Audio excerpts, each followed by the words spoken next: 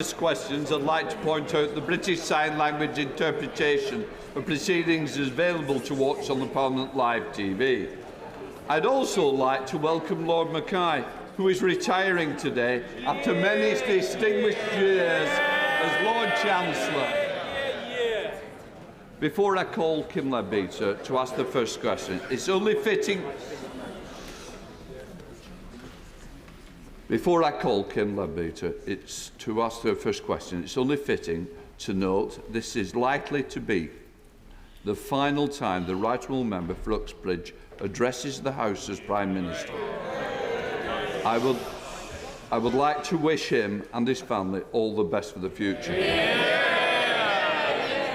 Can I say, we've been through many dark times within this House, and none more so than through the pandemic, and always will be remembered for what this House did and the way that you conducted those duties during those dark times, Prime Minister. I understand that members will have differing views about the Prime Minister's performance and legacy, and those views will be sincerely and passionately held, but I remind members that our constituents and others around the world watch these proceedings. Let us conduct them in a respectful manner, focusing on issues and policies rather than personalities. I take this opportunity to remind members of the words of Erskine May. Good temper and moderation are the characteristics of the parliamentary debate. I expect to see that reflected today in the proceedings. I now call Kim Leadbeater. Question number 1, Mr. Speaker. Prime Minister. Thank you, Mr. Speaker. Today marks the 40th anniversary of the bombings in Hyde Park and Regent Park, and tomorrow sees the 50th anniversary of Bloody Friday. Such terror by the Provisional IRA was barbaric and shameful, bringing untold grief to countless families, and our thoughts are with all those who lost loved ones during the Troubles. We as a government remain determined to help build a better shared future for all the people of Northern Ireland. Mr. Speaker, I have spoken to the Chair of the National Fire Council last night and this morning about the heroic work of firefighters in recent days. I know the whole House will want to thank them and all our frontline services who've been working hard to keep us safe. My right honourable friend, the Chancellor of the Duchy of Lancaster, will be making an oral statement later. Mr. Speaker, I know colleagues will wish to join me in wishing England's Lionesses well in their quarter-final match against Spain in Brighton this evening. And I know that the House will want to congratulate Jake Whiteman, who produced a stunning run to take gold in the 1,500 metres at the World Championships in Oregon. Mr. Speaker, as you rightly say, last week I told the House that this was possibly, that last week was possibly my last PMQs. This week, Mr. Speaker, probably, certainly will be my last PMQs from this dispatch box, or any other dispatch box. Mr. Speaker, this morning I had meetings with ministerial colleagues and others, and in addition to my duties in this House, I will have further such meetings later today. Thank you, Mr. Speaker. Summer recess gives all parliamentarians an opportunity to reflect on our inability to uphold the 7 principles of public life. Selflessness, openness, objectivity, honesty, integrity, accountability and leadership. These are fine principles, but public trust in politicians is at an all-time low. Will the Prime Minister be using the next few weeks to personally consider why this could be? And as the unedifying fight for his job continues, if those who are vying to replace him were to draw on his wise counsel, if those who are vying to replace him would draw on his wise counsel, and why wouldn't they? What advice would he give to ensure the people we serve receive far better than they have from this government? Well, Mr. Speaker, I'm afraid I didn't quite catch the last bit of the honourable lady's question, but I will be using the next few weeks to do what I think the people of this country would expect, and that is drive forward the agenda on which we were elected in 2019, and of which I think the Labour Party particularly fear the Conservative Party. And that is the agenda of uniting and levelling up. and making sure that we invest in places that for decades were betrayed by Labour and left behind. And that is what the Conservatives are going to do, and that's why we're going to win again. Luke Evans. Russia's war in Ukraine continues. Now, Turkey have withdrawn its opposition to Sweden and Finland joining NATO. So what assessment does my right honourable friend make about the short and long-term securities of Europe now this has happened? Prime Minister. I thank my honourable friend for that excellent question. The accession of both countries, I think, will be good for them. I think it will encourage, it will make all our allies safer, and I think it will make the whole of the Euro-Atlantic security area stronger, Mr. Speaker. And I'm proud of the role that the UK has played in that accession. We now come to the Leader of the Opposition, Keir Starmer. Can I start by saying to the Prime Minister that I do know that the relationship between a Prime Minister and Leader of the Opposition is never easy, and this one's proved no exception to the rule. But I would like to take this opportunity to wish him, his wife and his family the best for the future. Yeah.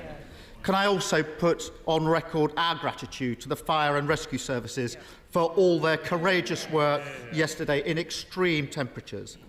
All our thoughts are with those affected by the fires, particularly those that have lost their homes. I join the Prime Minister in his comments about the bombings in Hyde Park and the IRA bombings. I also join him in his comments about the Lionesses. The coverage starts at 7:30 tonight on BBC One, and I'm sure the whole country will be roaring them on. And for anyone who doesn't fancy football, EastEnders is on. So if you'd rather watch outrageous characters taking lumps out of it themselves, you've got a choice. Albert Square or the Tory leadership debates on catch-up. On that topic, Mr. Speaker, why does the Prime Minister think that those vying to replace him decided to pull out of the Sky debate last night? Prime Minister. Well, Mr. Speaker, I'm not following this thing particularly closely, but my impression is that there's been quite a lot of debate already, and I think the public are having an ample opportunity to view the talent, Mr. Speaker, that any one of which, as I say before, like some household detergent, would wipe the floor I mean, today happens to be just about the anniversary of the exit from lockdown last year. And do you remember what he said? He said, yeah, I'm going to remind him, he said it was reckless. It was because we were able to take that decision, Mr. Speaker, supported by every single one of those Conservative candidates, opposed by him, that we had the fastest economic growth in the G7. We're now able to help families up and down the country. If we'd listened to him, it wouldn't have been possible, Mr. Speaker. And I don't think they'll be listening to him either. Well, I'm impressed he managed to get through that with a straight face, actually. I think the truth is this. They organised the TV debates because they thought it would be a great chance for the public to hear from the candidates first-hand. Yeah. Then disaster struck because the public actually heard from the candidates first-hand. But I am interested in what he makes of the battle for his job. So let me start with a simple one. Does the Prime Minister agree with his former Chancellor that plans put forward by the other candidates are, in his words, I've got them here, nothing more than the fantasy economics of unfunded spending promises? Well, Mr. Speaker, they know all about fantasy economics because they've already committed to £94 billion of extra tax and spending, Mr. Speaker, which every household in this country would have to pay for, to the tune of about £2,100. It's thanks to the former Chancellor's management of the economy, thanks to his government's management of the economy, we had growth in May of 0.5%.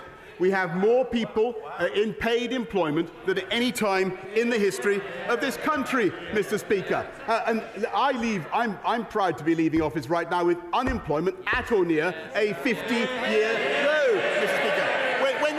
office, it was at 8%. That's the difference between them and us. Mr. Speaker, every Labour pledge made under my leadership is fully costed. Those vying to protect him, Mr. Speaker, those vying to replace him have racked up £330 billion of unfunded spending commitments. But I do note that the Prime Minister didn't agree with his former Chancellor. So what about his Foreign Secretary? She was withering about the government's economic record. She said, again, her words, here they are, if Rishi has got this great plan for growth, why haven't we seen it in the last 2.5 years at the Treasury? That's a fair question, is it, Prime Minister? Actually, Mr. Speaker, I think everybody would agree that what you saw in the last 2.5 years was because of the pandemic, the biggest fall in output for 300 years, which this government dealt with and coped with magnificently. By distributing vaccines faster than any other European government, faster than any other major economy, which would not have been possible if we had listened to him. And that's why, Mr. Speaker, we have the fiscal firepower that is necessary to help families up and down the country, making tax cuts for virtually everybody paying national insurance contributions. The difference between Labour and the Conservatives, Mr. Speaker, there's a crucial philosophical difference. Under Labour, families on low incomes get most of their income from benefits. Under us, they get most of it from earnings. Because we believe in jobs, jobs, jobs. That's the difference, Mr. Speaker. Mr. Speaker, inflation is up again this morning, and millions are struggling with the cost of living crisis. And he's decided to come down from his gold wallpapered bunker for one last time to tell us that everything's fine. I am going to miss the delusion. But his Foreign Secretary didn't stop there, Mr. Speaker. She also said that the former Chancellor's 15 tax rises are leading the country into recession. And the member for Portsmouth North was even more scathing. She said, again her words, our public services are in a desperate state. We can't continue with what we've been doing because it clearly isn't working. Has the Prime Minister told her who's been running our public services for the last 12 years? Mr. Speaker, this is absolute. And again, he's doing this completely satirical. This is the government that is investing £650 billion in infrastructure, in skills, in technology. He talks about public services. What really matters to people in this country right now is getting their appointments, getting their operations, fixing the COVID backlogs. That's what we're doing, fixing the ambulances. That's what he should be talking about, Mr. Speaker. And that's why we voted through, that's why we passed the £39 billion health and care levy, Mr. Speaker, which they opposed. Every time something needs to be done, Mr. Speaker, they try to oppose it. He's just a great pointless human bollard, Mr. Speaker. That's what he is. Mr. Speaker, if only it was satirical. It's what the future candidates think of his... Mr. Speaker. We want to get through PMQs because there's quite a few of you wanting to catch my eye. It would be more helpful if we get through in order to do that. Keir Starmer. I appreciate they may not want to hear what their future leader thinks of their record in government, but I think the country needs to know. If only it were satirical, Prime Minister. It's what the candidates think of the record. But among the mudslinging, there was one very important point, because the member for Saffron Walden claimed that she warned the former Chancellor that he was handing taxpayer money directly to fraudsters in COVID loans. She says he dismissed her worries and that as a result he cost the taxpayer £17 billion. Does the Prime Minister think that she's telling the truth? Prime Minister. Okay, well, this is one of the last blasts from Captain Hindsight, Mr. Speaker, because at least to me, because they were the party. I remember they were the party who were so desperate for us to be hiring their friends with PPE. They wanted a football agent to supply and a theatrical costumier to supply PPE. Do you remember, Mr. Speaker? We had to get that stuff at record speed. We produced £408 billion worth of support for families and for businesses up and down the country, Mr. Speaker, and the only reason we were able to do it at such speed is because we'd managed the economy in a sensible and moderate way. And Labour, every time they've left office, it's with unemployment higher, they're economically illiterate, Mr. Speaker, and they would wreck the economy. I think the message coming out of this leadership contest is pretty clear. They got us into this mess, and they've no idea how to get us out of it. The Foreign Secretary says we can't go on with our current economic policy. Yeah. The member for Portsmouth North bemoaned the fact that what we've been doing has not been good enough. Yeah. And the member for Saffron Walden probably puts it best when she simply asked, why should the public trust us? We haven't exactly covered ourselves in glory. Their words, their future leaders' words. They've trashed every part of their record in government, from dental care and ambulance response times to the highest taxes in 70 years. What message does it send when the candidates to be Prime Minister can't find a single decent thing to say about him, about each other, or their record in government? Mr. Speaker, what does it say? What does it say about him that no one can name a single policy after 3 years of the Labour opposition, apart from putting up taxes? He's one of those pointless plastic bollards you find around a deserted roadworks on a motorway, Mr. Speaker. We got Brexit done. He voted against it 48 times. We got this country fast out of COVID in spite of everything he would have kept, and when he would have kept us in lockdown. We're fixing social care, Mr. Speaker, when they have no plan and no ideas of their own. And we're now bringing forward measures in the face of strikes to outlaw wildcat strikes, Mr. Speaker. I can tell you, to outlaw wildcat strikes, I can tell you why he does that funny wooden flapping gesture. I'll tell you why he does that funny wooden flapping gesture. Because, Mr. Speaker, he's got the union barons pulling his strings from beneath him. That's the truth. £100 million, Mr. Speaker. We've restored our democracy and our independence. We've got this country through COVID, and I'm proud to say that when it comes to tackling climate change or sticking up for Ukraine, we have led the world on the international stage. And I want to thank my friends and colleagues on these benches for everything that they have done.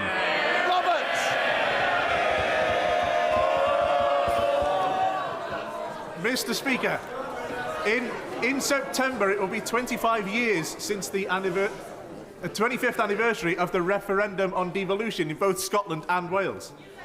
1 in 20 people in England and the NHS have been waiting for more than a year. In Wales, that's 1 in 5. And school leaders in Wales, 75% of whom say that they don't have enough capital to maintain their existing buildings, regardless of building any others. In his final opportunity at the dispatch box, will the Prime Minister and the Minister for the Union agree that in terms of Wales at least, devolution has been a disaster?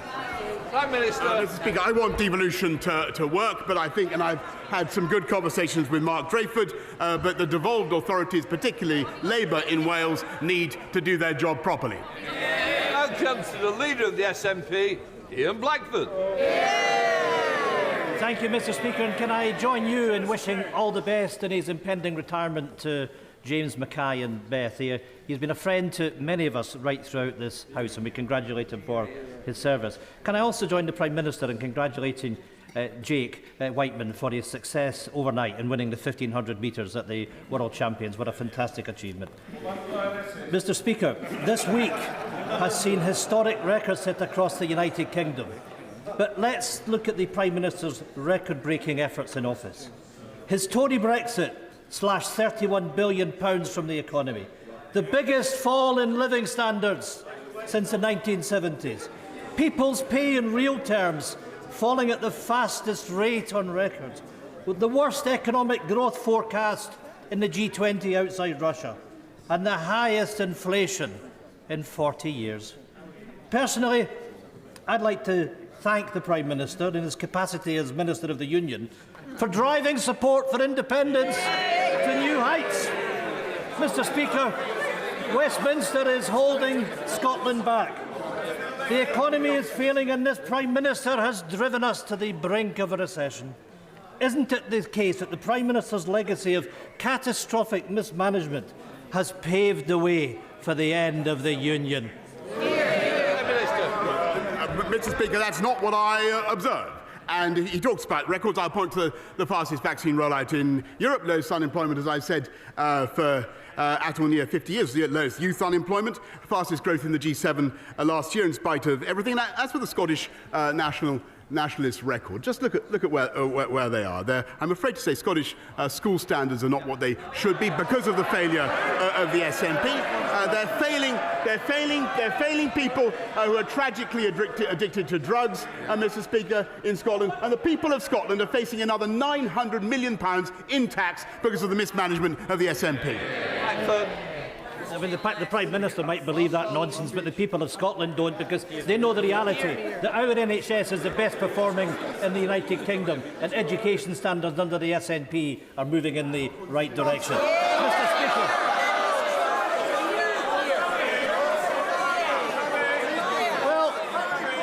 Mr. Speaker, that's a good look to the people of Scotland, the disdain that the Tories show for our country.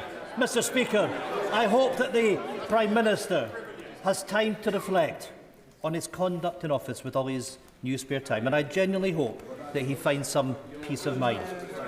The fact is, though, that as well as a record breaker, the Prime Minister is a rule breaker, illegally shutting down Parliament, partying through the pandemic, handing out PPE contracts to cronies, unilaterally changing the ministerial code.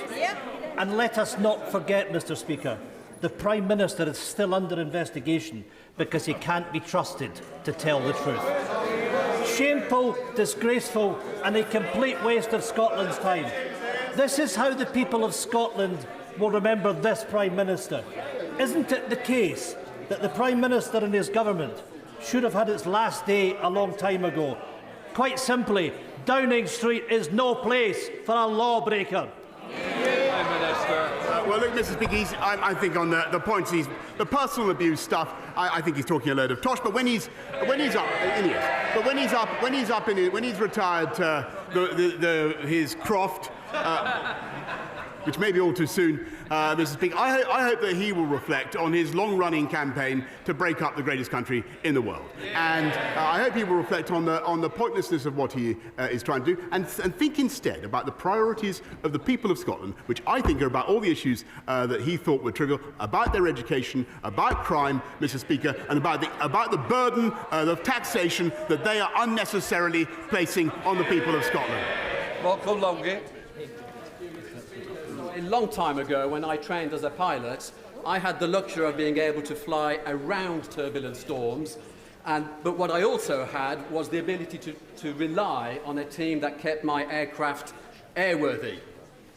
As the Prime Minister prepares his new flight plans, could I suggest that he might reset his compass to true north and stops off in Dudley, where he will always be welcomed with open arms, with sincere affection, and where he will be able to see the legacy of what he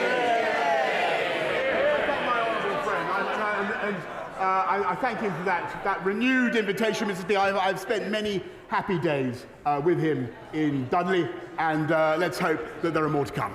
And David! As the Prime Minister leaves office, I'm sure the whole House is looking forward to him completing his book on Shakespeare. We wait to read what he really thinks about tragic figures brought down by their vaulting ambition, or scheming politicians who conspire to bring down a tyrannical leader. The candidates, Mr. Speaker, now plotting to take his place, all profess that they will bring a fresh start, a clean break from his government. But does the Prime Minister not agree with me that a fresh start and a clean break would require a new mandate from the British people. And before they strut and fret their hour upon the stage, there should be a general election. Mr. Speaker, I think that Polonius, that's who he is. What you need, more matter with less art, Mr. Speaker. The only thing you need to know, if there were to be a general election, of course, the Liberal Democrats would rightly get thrashed, because that would be. That is the moment when the public actually look with horror at what Liberal Democrat policies really are, and all these rural voters would discover the massive green taxes that they would like to apply, and the only risk is that there could be some kind of crackpot coalition between those guys and the Lib Dems and the Scottish Nationalists to put that into effect. That is what we must prevent. Thank you, Mr. Speaker. My constituents feel very let down by the Mayor of London. He is consulting on cutting 18% of London's buses. The Met is in special measures. He's looking to sell Notting Hill Police Station to the highest bidder, and he is looking to push through a completely unwanted overdevelopment of South Kensington Tube Station. Does my right honourable friend agree with me that Londoners deserve way, way better? Mr. Speaker, London once had a mayor who cut crime by 25% and cut the murder rate by 30% and built twice as many affordable homes as the current incumbent, and what London needs is another Conservative mayor. Jamie Stone. Thank you very much, Mr. Speaker. Could I just add a personal note of thanks to Lord Mackay of Clashfern, who is retiring. He is a Highland gentleman, and he's been very, very helpful to me for a number of years, and I'm extremely grateful.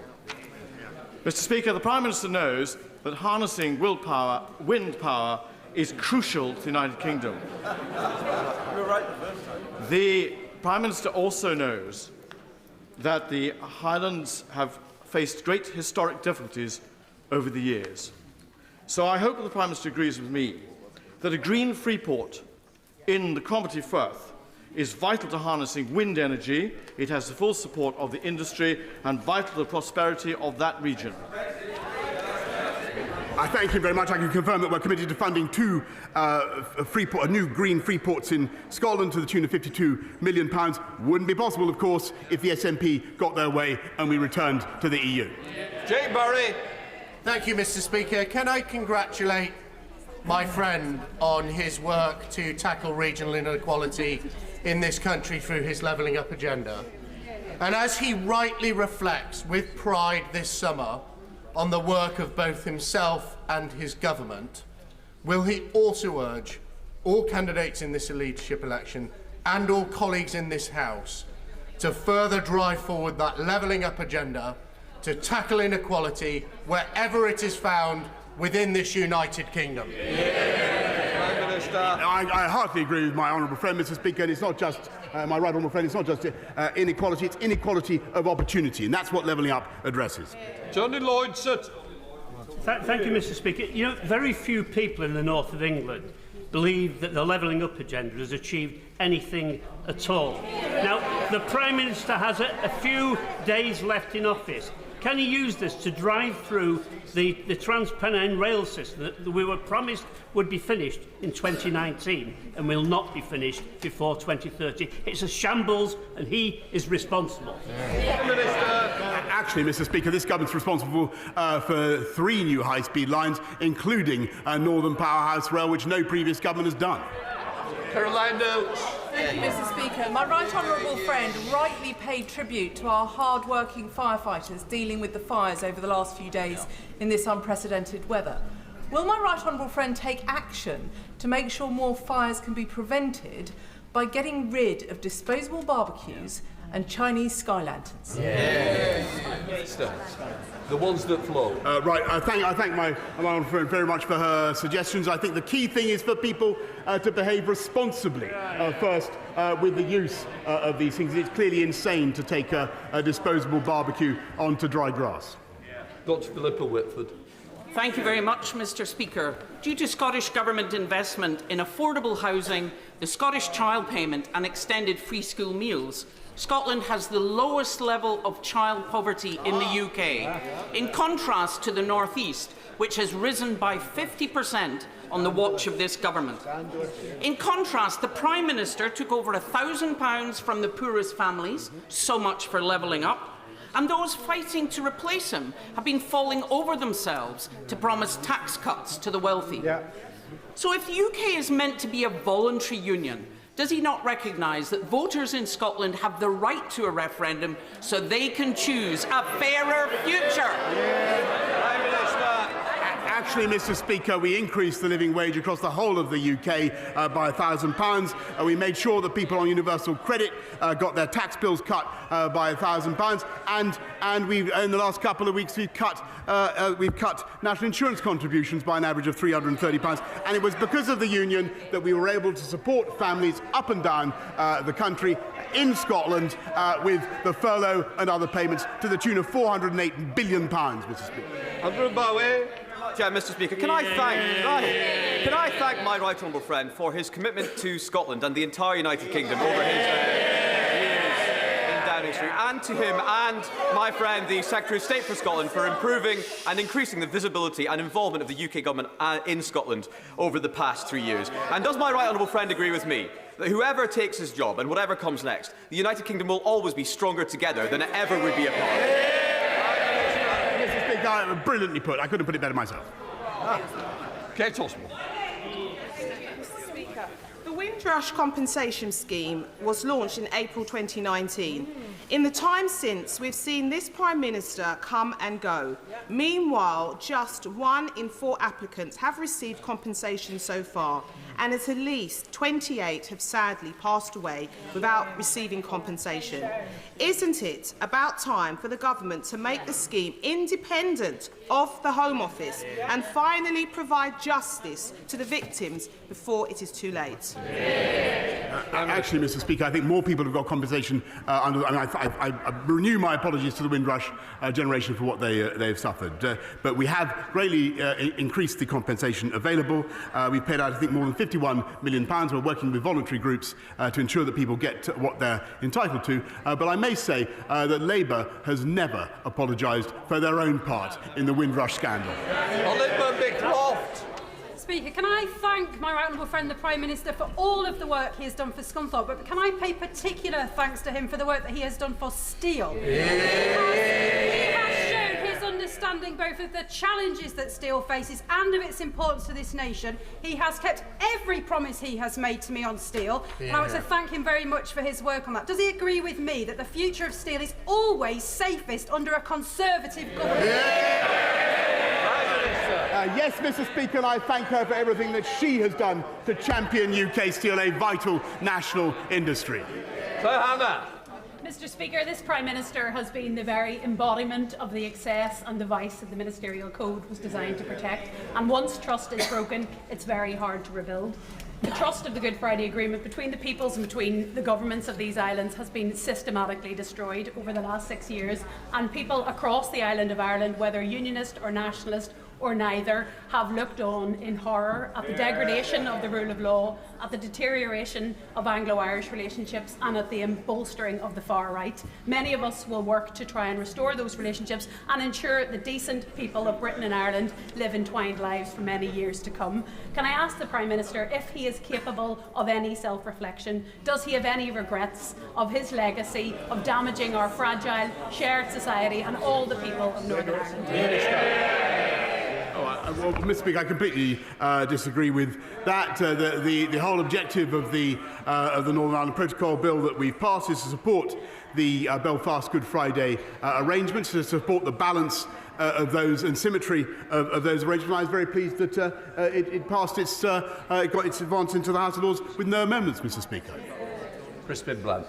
Mr Speaker, in recalling the situation the Prime Minister inherited in July 2019 of a Parliament with a majority determined to frustrate the result of the 2016 referendum, led by a Speaker who was just slightly partial, and the seemingly impossible situation we found Does my right honourable friend understand that he has the gratitude of my constituents that can identify the wood from the trees and myself for his leadership over the last year? Mr. Speaker, I'm very grateful to my right honourable friend, and there's a fair amount of wood on the opposite bench, and I think that's why we will prevail in the next general election. Thank you, Mr. Speaker. Since 2014, the Tory party have had more Prime Ministers than we've had referendums. May I remind the PM of the Smith Commission report? It states it is agreed by all parties that nothing in this report prevents Scotland becoming an independent country. Therefore, does the Prime Minister believe in a democracy, and will he respect the people of Scotland's right to self-determination?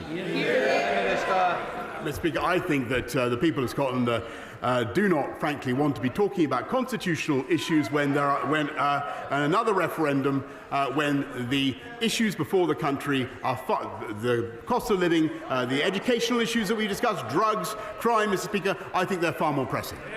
Francois. Thank you, Mr. Speaker. The Prime Minister spoke earlier about the atrocities carried out by the IRA. For decades, many men and women had the courage to put on the Queen's uniform and uphold law and order in Northern Ireland on Operation Banner. One of the Prime Minister's undoubted achievements is he brought in the Northern Ireland Legacy Bill so that those people who serve their country can finally sleep safely in their beds. Thank you for that, Prime Minister, if I may be so presumptuous, on their behalf. You kept your word to them. Well, I'd like to thank my old friend for everything he did to campaign on that issue for so long. And I'm glad that this government was indeed able to fulfil its promise, not just to the veterans, but to their families as well. And I would like to renew my thanks to the security services who do so much to keep us safe, but also to all those who put on the Queen's uniform. Ronnie Cowan. Thank you very much, Mr. Speaker. Prime Minister, the OECD forecast the UK economy with zero growth in GDP for 2023. That would be the worst performance in the G7. Ireland, Switzerland, Norway, Denmark, the Netherlands, Iceland, Sweden, Austria, Belgium and Finland are all wealthier than the UK. Why should Scotland not be afforded the same opportunity to seek prosperity through being a sovereign, independent nation, standing as an equal amongst other equal nations? Mr. Speaker, the UK was the fastest in the G7 last year. We'll return to the top of the table soon because we came out of COVID fastest, and 0.5% growth in May, Mr. Speaker. And the people of Scotland, don't forget, the people of Scotland, like the people of the whole of the UK, are supported by the massive fiscal firepower of the UK Treasury, and that is a great advantage. Sharon McCrawley. Mr. Speaker, and can I place on record my thanks particularly to the firefighters of Cornwall, who were also extremely busy and courageous yesterday. Can I thank this Prime Minister for his support and enthusiasm for Cornwall and for the people of Cornwall over the last few years, not least for the hosting of the G7 last year. And can I also thank him for the investment of the Shared Prosperity Fund, an investment of £132 million, which for an national average of £17 a head, Cornwall sees £233 a head. And does my right honourable friend agree that his enthusiasm for levelling up every part of the United Kingdom needs to carry on in the future? Yes, she's a fantastic champion. My friend is a fantastic champion for Cornwall, and we will continue with our programme to support the Greater South West, whether it's through the A303 or broadband. Mr. Speaker, Cornwall has a bright future with her as a representative. Justin Oswald. Thank you, Mr. Speaker. While the Prime Minister has been on the Randan at Chequers, people in Scotland are suffering because of this Tory cost of living crisis, and we're paying a high price for his disastrous hard Brexit imposed against the wishes of Scottish voters. It's time to end this democracy denial, Prime Minister. Scotland can't afford to stay shackled to this crumbling union and Tory governments that we don't vote for. Does the Prime Minister not accept that Scotland is a democracy? He has no right to overrule the votes of people in Scotland, and we will have the referendum that we voted for. Mr. Speaker, this is the country that secured furlough, that delivered the vaccine across the whole of the UK, while the SNP gets on with overtaxing to the tune of £900 million, Mr. Speaker. That's what they're overtaxing in Scotland, and we had a referendum, Mr. Speaker, in 2014. Martin Vickers. Thank you, Mr. Speaker. I know that my right honourable friend is aware of how important the seafood processing industry is to the Grimsby-Cleethorpes area. However, there is one cloud on the horizon, and that is the recently imposed 35% tariff on white fish, which is causing industry leaders considerable concern. And though they recognise that it's important to maintain sanctions against Russia, this is causing, as I say, great concern. Would my right honourable friend arrange meetings with me and my honourable friend from Grimsby with the appropriate ministers so we can discuss measures how to mitigate the impact on the industry? Minister. I'll make sure he gets a meeting as soon as possible with the relevant minister, but I think it is very important that we encourage our great fish and chips shops in Grimsby, Cleethorpes and elsewhere to make sure they're not just using Russian fish and chips. John Littleson. Thank you, Mr. Speaker. As the Prime Minister limps off into the history books, his name up there in the pantheon of greats alongside the Duke of Portland and Spencer Perceval, can he update us on his defenestration honours list? How many of his cronies will he ennoble? Can we expect him to surpass Harold Wilson with a lavender list of dodgy donors, obsequious courtiers and pinchers by nature? Very poor. Mr. Speaker, I'm sure that everybody who has served this government loyally and well deserves recognition of some kind. But as for the honours list, I'm afraid he'll have to contain his excitement. Can I just say, we wanted good temper and better moderate language. And I don't think we got it then. Right, well, I know we didn't. Anna Firth. Speaker, I'd like to thank the Prime Minister for his support for the new city of Southend. Our brilliant hospital turns 90 next Tuesday, but our heroic NHS staff are hampered by the size of the A&E department. Conservative-led capital funding of £8.4 million to expand the A&E department was promised 5 years ago, but has not quite arrived. Will my right honourable friend encourage the new Health Secretary to give us the best birthday present ever, and in the words of Cuba Gooding Jr., show me the money? Order. I think the Prime Minister's got the message also. I'd like to hear your question as well. She's absolutely brilliant champion for Essex and for her hospital. I know the case is under review by the department, but never forget it's only possible because of the money that this government is investing. Go round, Davis. Mr. Speaker, the Prime Minister will be remembered as a man of his word. Pile high, 200,000 dead, the highest in Europe. FF business. This is the truth. They don't like it, do they? Let's listen to the truth. 400,000 fewer people in jobs than before the pandemic, if you include the self-employed, which the Prime Minister doesn't. So will he now keep faith to the 3.7 million people who've taken out student loans since this Conservative government was in power, who now face rising inflation in terms of rent, in terms of heating, in terms of eating, who now must pay Listen to that rabble. Listen to them. Sit down a minute. Just when I stand, it's easy if you sit down. It helps all of the chairs. I want to send the question. I know it's going right to the end now. Go round, Davis. The 3.7 million people who face 7% interest rates from September, as well as the inflation on heating and eating and rent, when mortgages are 2%. Will he help those people in need, or will he help the city people who are making all this money out of the cost of living crisis? Mr. Speaker, I'll tell you what students want. They want to be able to have a system where they don't pay back more than they borrow, and that's what we're putting in. But they want to make sure also, Mr. Speaker, that they have a jobs market that will take them on with high-wage, high-skilled jobs. And the difference between them and us is that we get people into high-wage, high-skilled jobs. They're prepared to let them languish on the dole, Mr. Speaker. And that is the difference. Final question, Sir Edward Lee. On behalf of the House, may I thank the Prime Minister. On behalf of the House, may I thank the Prime Minister for his 3 years' record of service. On behalf of some of the most vulnerable people in the country, can I thank him for his insistence on rolling out the AstraZeneca jab, which has saved thousands of lives around the world. On behalf of 17.4 million people who voted Brexit, may I thank him for restoring people's belief in democracy. On behalf of northern towns, may I thank him for his commitment to levelling up.